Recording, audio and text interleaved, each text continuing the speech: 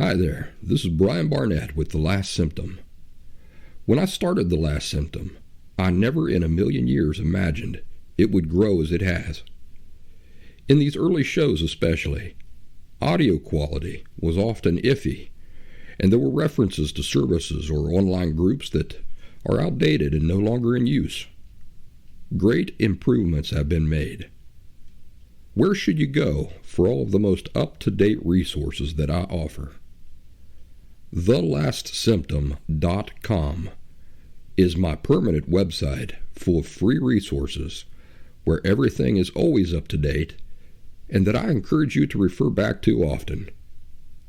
There are also a few modest paid resources at TheLastSymptom.com. These support my efforts and have allowed The Last Symptom to exist for as long as it has. These include one-on-one phone conversations with me, one-on-one Zoom video calls with me, and perhaps most importantly, the Last Symptom Fundamentals course, which is a 2-week, intensive, pre-recorded online video course that is far superior to things like DBT. The Last Symptom has a flourishing YouTube and Rumble channel where I publish regular orange slices, which are condensed video insights of 5 or 10 minutes in length. If you're just now discovering The Last Symptom, welcome. I hope you will find every insight and resource you need here for authentic and permanent recovery from emotional disorders such as borderline personality disorder. Now on to the show. Brian Barnett is just a regular guy. He's not a doctor.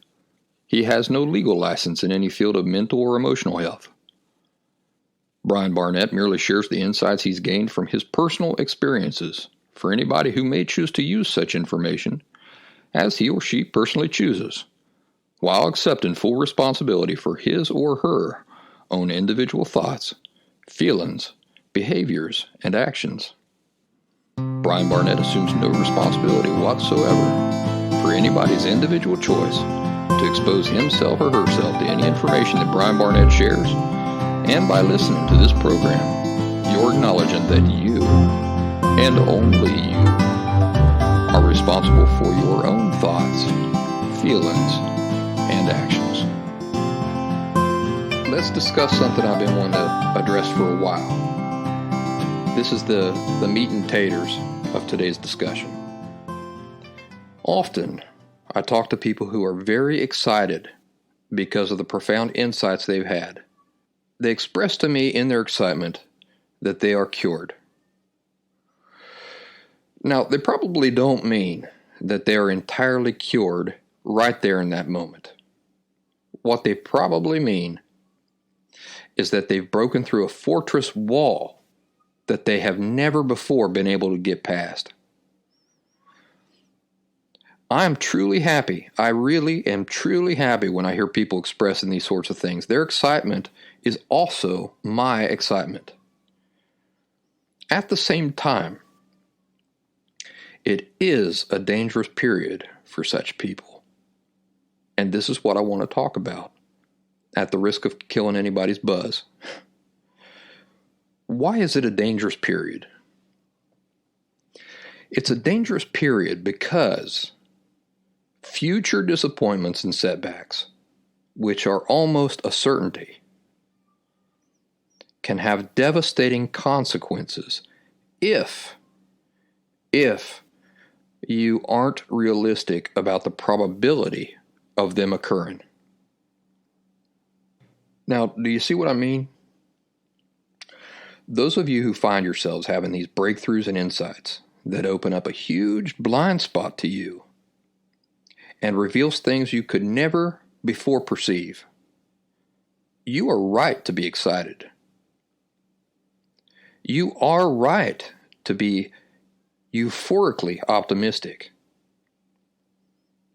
I felt that way. I was there. When I had my 2 huge breakthroughs, I felt the same way. But you must not allow your excitement to make you believe that you are now totally in the clear. and that you won't ever be dealing with hard, painful things anymore, or that you won't any longer be dealing with any of the symptoms of borderline personality disorder. So, this is my friendly reminder to be excited and thrilled and optimistic, while at the same time being realistic that the nature of genuine recovery requires time.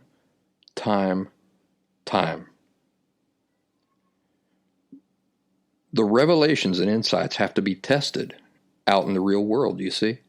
Eventually, they will become your natural way. But there's a period of time, sometimes years, where you have to continue gaining new insights in combination with the insights you've already gained. Or, at least, years where you need to analyze your current insights from different angles and applying them to different parts of your personality and your life. To give you an example, my rage didn't go away immediately. I had my huge epiphanies. My rage didn't go away the next day. My interpersonal relationships didn't improve the next day. It took some time. It took some time for me to implement my new understanding of the world into the way I behave in the world. It would be highly unusual if you were just cured like with the snap of a finger. So anybody who believes that they've experienced this sort of recovery should be very, very skeptical and careful. And again, this is not to discourage you. Rather, it's to paint a realistic picture of the true nature of recovery in the interest of saving you from future devastating disappointment or disillusionment. You see, maintaining accurate expectations is a protection for you moving forward while you complete the rest of the process. Remember, recovery is a process. And what is a process? Well, a process is an evolution of things that have to occur. Escaping borderline personality disorder authentically and completely is sort of a slow fading process. So one might have a huge epiphany and think they're cured of a certain behavior. And maybe they say they're going to sit on things for a few days just to see if they're really cured. Well, what I'd like to recommend is that you sit on it not for a few days, but for a year. Why not? Why not for a year? Huh? Just sit on it for a year. Here's why. The time doesn't matter. Now, I understand the excitement, and I understand the nature of that excitement. Oh, man. Now. That's what your excitement does to you. It's, I want it now. I want people to know now. I want to start seeing the results of this now. But the time doesn't matter. In reality, the time doesn't matter. You simply go on with things, go on with life, and continue mindfully observing how you interact with life, and continue mindfully making corrections to your behaviors and your thoughts. The time doesn't matter. Just live. Just live and keep doing the inner work, and the truth will be borne out undeniably with the passing of time. Remember, I recently described the full escape from borderline personality disorder like having calluses on your fingertips from playing the guitar. And what happens when you get out of the habit of playing the guitar? Well, those calluses slowly fade away until they're gone. When I was drawing pictures, with a pencil or pen in my hand every day for hours a day all through my childhood, my teenage years, and even up into my 20s and 30s, I had calluses. I had a callus on the side of my finger where my pencil rested that was so thick, it took 2 years for it to completely fade away. 2 years. And this is what it is like when an emotional disorder goes away completely. It's gradual. It's a gradual process. It's a gradual disappearing.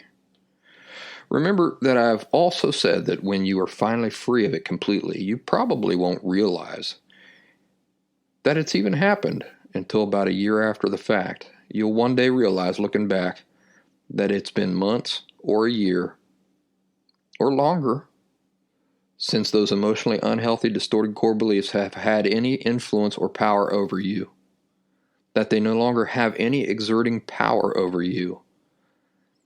And it'll be then that you realize that, holy smokes, I'm on the other side of this thing.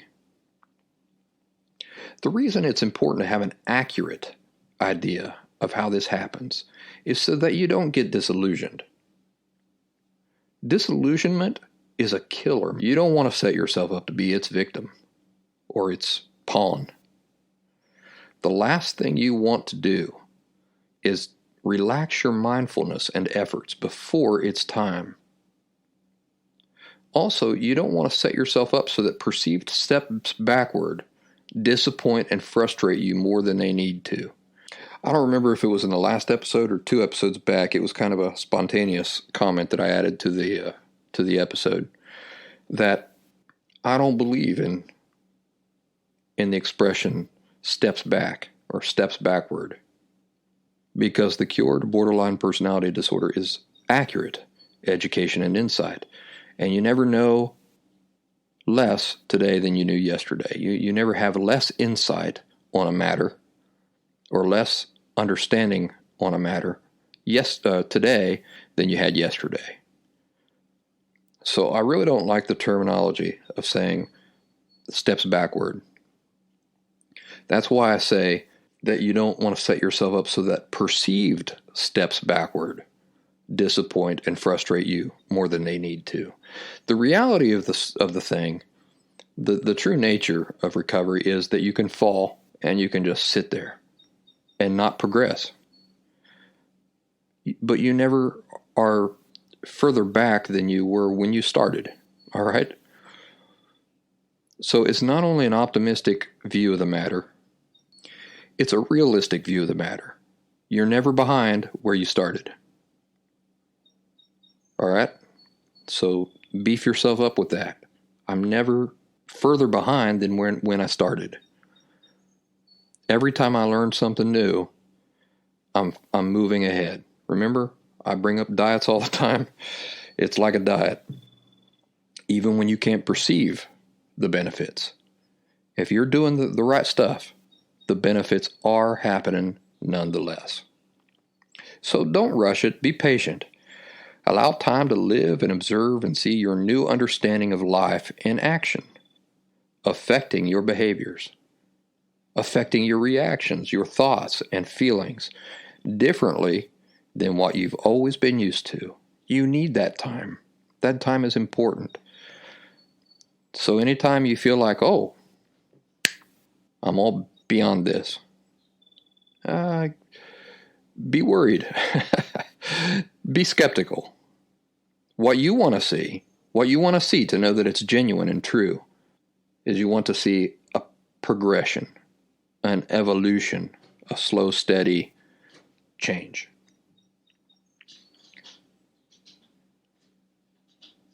I don't know if you can hear Walden down there. He's still horny cat. He's still running around screaming and wanting to hump the walls. So I locked him in a bedroom. I locked him in my daughter's bedroom. He's trying to get out. He's trying to get out, man. Oh man, that cracks me up. 'Cause I've felt that way before. Have you not? Have you not ever felt like that? Where you would just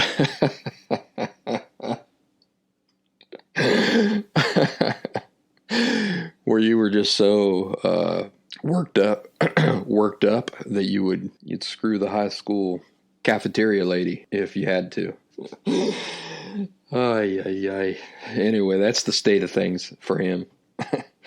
And he's got his paw underneath the door, and he's shaking the door. I don't know if you can hear it on the recording.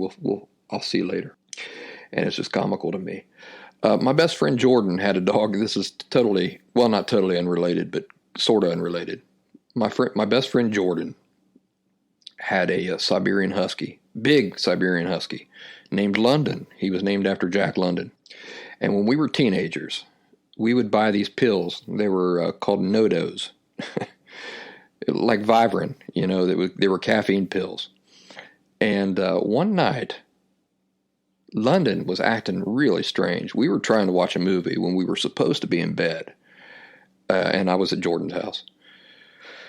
And London is just running all over the place, and he's barking, and his tail is going 100 miles a minute.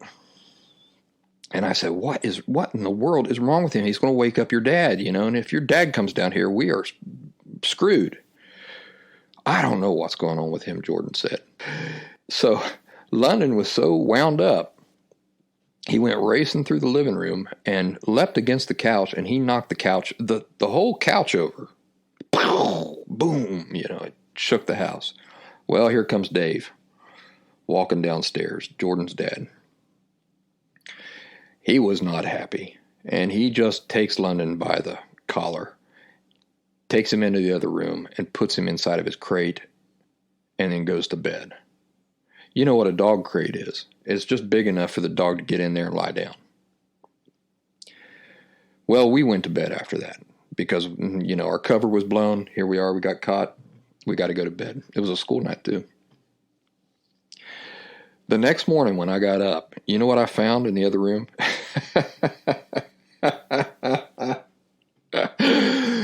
London had gotten into Jordan's box of Nodos and had eaten every one of those pills.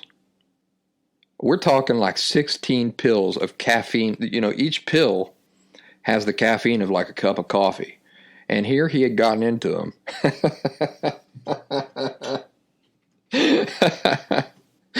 And he had eaten every one of those pills, every one of those caffeine pills. And so now I'm imagining him getting stuck in that little tiny cage with all of this caffeine and energy in his system. Oh, man, it was funny. I mean, it was tragic. I felt terrible for him. And it was also really, really funny. Oh, boy. Okay, so there's the story for today. Now, to close, I want to tell you that I'm still keeping up with my weightlifting regimen. Except for this past Wednesday, yesterday. I canceled yesterday because my sore throat, I was just sick of it. And I didn't want to stress myself. I wanted to allow myself time to get better from this sore throat. I mean, I can deal with a lot of things. A sore throat it's not one of them. I hate it. I hate it. But besides yesterday, I have been keeping up with my weightlifting regimen. I've even worked out all the soreness, so my arms don't tremble anymore when I'm bench pressing those 3.5-pound weights. Here where I'm at, I'm allowed to record people without their knowledge or consent. You're probably wondering what this has to do with lifting weights. Well,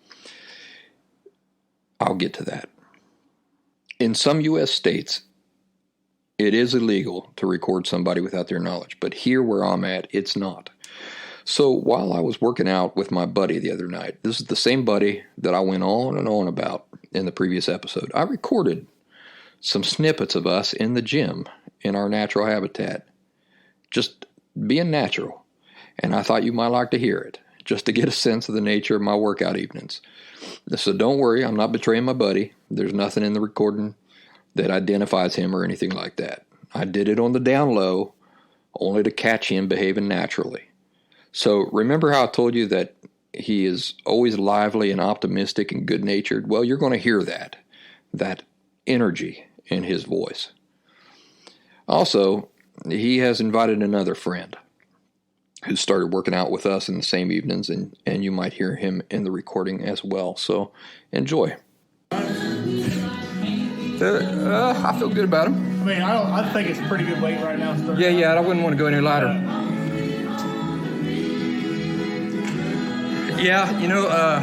That must have really left an impression because I've heard that story. Oh, really? Yeah, sure have. Well, you got kind of long arms too. I've been with guys in there, short stuff. I'm like, yeah, I got to go like 4 or 5 more inches than a lot of people do. You know? I was telling Brian back in high school, even like when I was 160-pound weight class. And I remember being just 160 pounds, but I had 45 on the curl bar. Man. It's hard for me to believe you were ever 160 pounds. Oh, I know. And I was pumping them things out. Now it's like, you're like, what happened? I hear some guys want to arm wrestle. And here I go to arm wrestle. Like, as soon as we start, I heard a pop, and the guy heard just this pop. And I pulled a tendon right here, and it's never been the same. I saw in videos. I've seen guys getting arms broke. I used arm wrestle a bunch, and then I watched them in video, and I'm like, nah. It can happen. Well, it happened. I mean, you hear it snap, My and the bone bone didn't hang out break, the but I side. had a tendon or something, and like I said, it's never been the same. And my bowling's always been different. Hard. Oh, yeah. He had it on damn trolley and weights in the back seat, and the whole way to work, he was. Yeah, he got that off of Over the Top. Old Sylvester Stallone, you can see that movie? You never seen Over the Top? I don't think so. He had that in a semi-truck. Don't even forget, I got this yard sweep on the back. I mean, just put it together brand new. So I start backing up to level this dirt out with my bucket, and all of a sudden I hear a crunch, and I hit the brake, and I turned. That thing jackknifed, my back tire ran over the whole left side. The wheels folded over, and I just went, that's it, I'm done for the day. Oh, yes. So I drove down, unhooked it, drug it in the garage. All right, well, that's a pretty good sample of what my workout evening sounded like. I hope you enjoyed that peek there into my life. Thanks for letting me share. I hope you all have a wonderful week. Take good care of yourselves and treat yourselves right. I'll try to do the same. As always, thanks for listening.